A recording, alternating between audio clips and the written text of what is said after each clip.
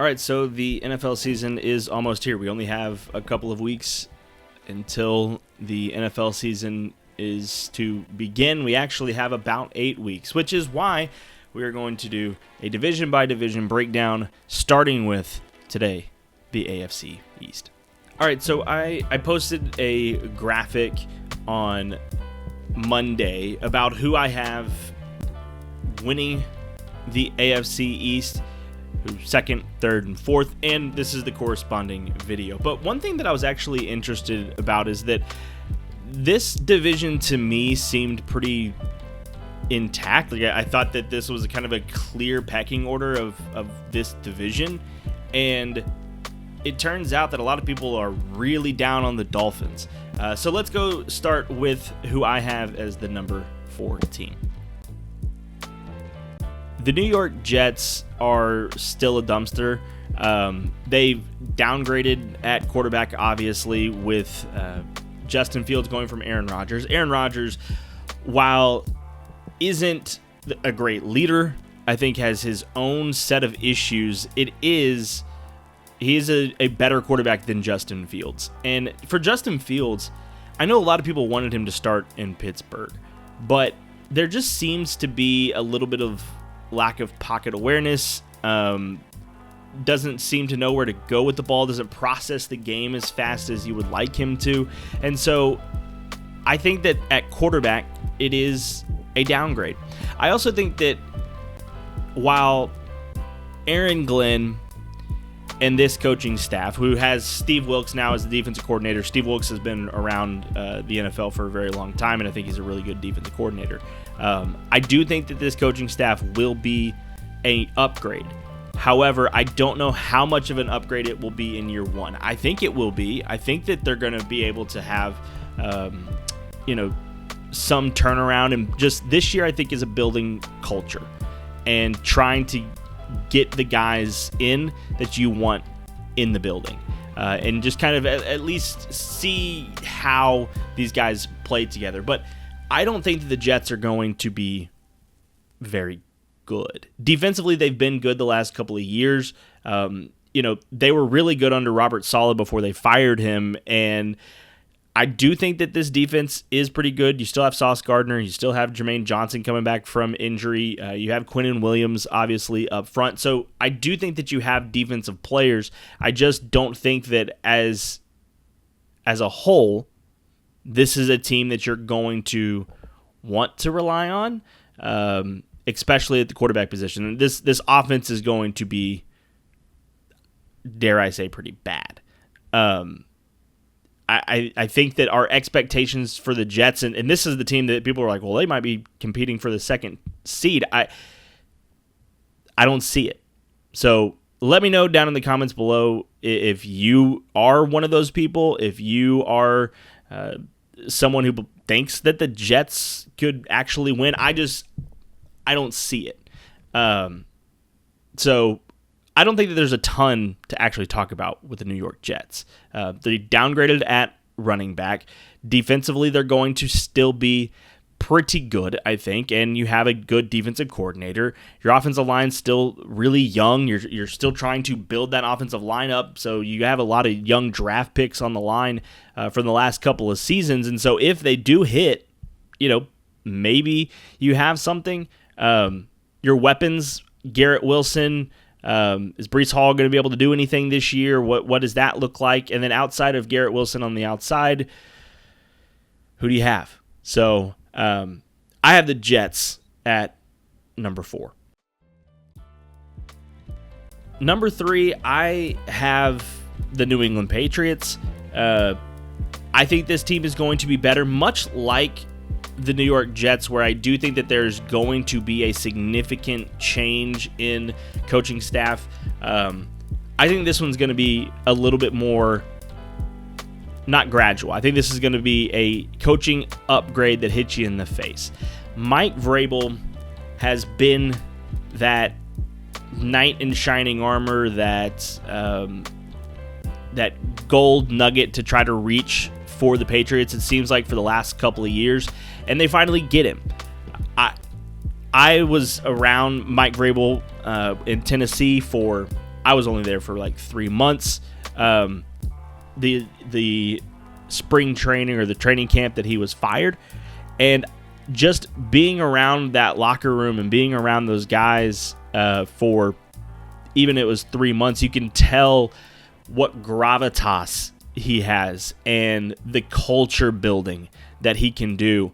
And he is a presence, a huge presence on that coaching staff. And I do think that coming from Gerard Mayo to Mike Vrabel is a significant upgrade in your head coaching. And I think that people are forgetting this. And this is, I don't know if the national media is talking about it as much. He's bringing back Josh McDaniel to be the offensive coordinator. Now, Josh McDaniel has had his struggles as a head coach, but he has been a really good offensive coordinator. Obviously, this is where he's been. He's been in New England. He was with Tom and Belichick for so long. But he knows the building. He knows the climate. He knows the media. He understands what it is in this building. And I think that's going to be really helpful. With Drake May, I think that this team is going to be better. I don't think they're going to be great. All right, I'm not predicting them to make the playoffs or anything, but I do think that they're going to be better with Mike Vrabel. I think Vrabel's worth a win or two just alone. I think his coaching is worth a win or two. Defensively, Christian Gonzalez is a top corner in this league. I truly believe that he'll be a superstar all-pro level type of player for a while. So you have Christian Gonzalez there. They signed a lot of guys this offseason to some big money. They brought in Harold Landry, who I don't know what he can provide in terms of sack rate or getting to the quarterback. He's not that kind of player, but obviously was with Mike Vrabel in Tennessee, and Vrabel liked him enough to come and sign him with New England. So I think defensively, just the coaching, you're going to get better. You're not going to be as bad defensively in terms of coaching. So that, I think, gives you a win or two.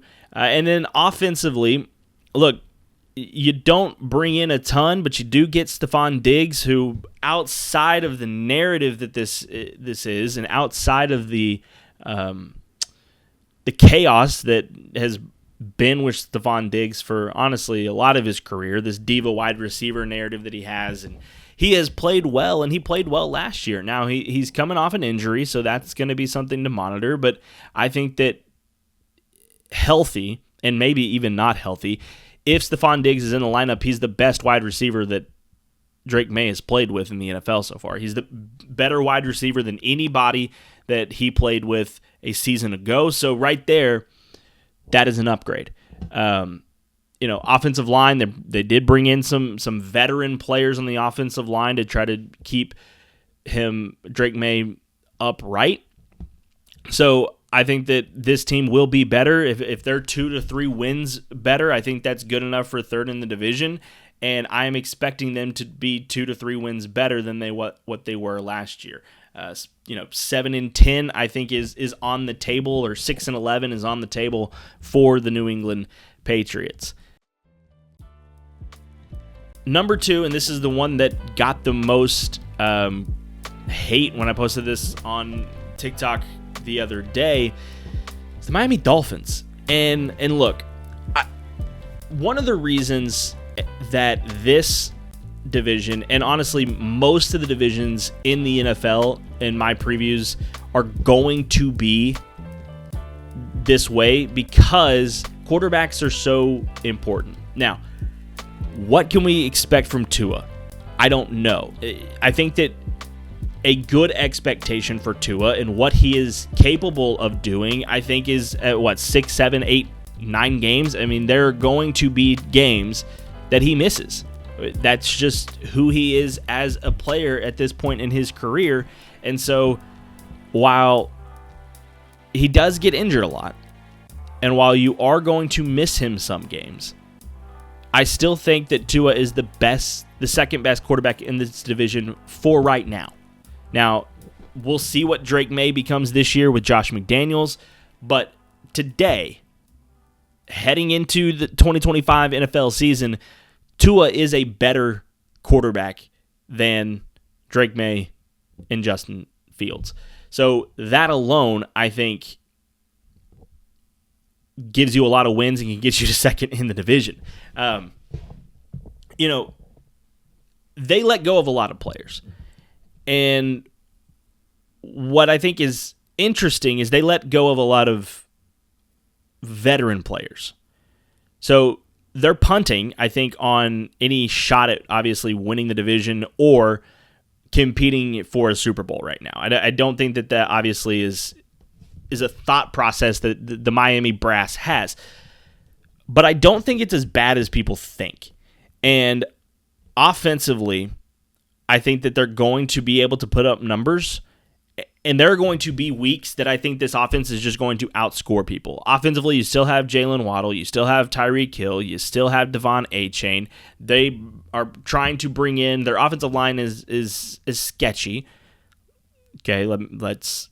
I think that's a nice word to say. It's sketchy, it's limited, but it is.